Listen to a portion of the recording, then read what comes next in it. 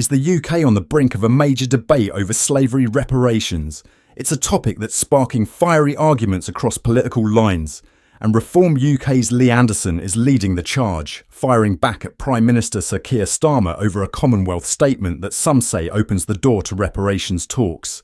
Anderson didn't hold back, calling on Starmer to grow a pair, and even questioned if Brits should start demanding reparations for their own dark Labour history. So what's got everyone riled up? And where do we go from here? Let's dive into it. So, what exactly went down? Recently, a Commonwealth communique, which included leaders from across the Commonwealth nations, hinted at the need for what they called a meaningful, truthful and respectful conversation around reparations. This isn't a commitment or a financial pledge, but an acknowledgement of calls from some Commonwealth members for discussions on reparations. Now, here's the twist. Lee Anderson, a Reform UK MP and former coal miner himself, is not happy. He took to social media and wrote, "Grow a pair, Starmer. Or should Brits start asking for reparations for sending our kids up chimneys and down coal pits?" Strong words, right? Anderson's message is clear. His stance? While the slave trade was absolutely devastating, many British workers also paid a heavy price, suffering through brutal working conditions during the Industrial Revolution. So, he argues, should Britain's working-class descendants now seek reparations too? His sentiments were echoed by none other than Nigel Farage, leader of the Reform UK party.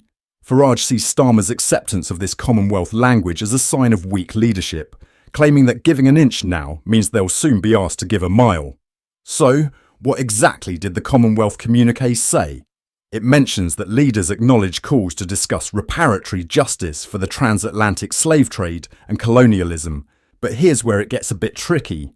Keir Starmer's response.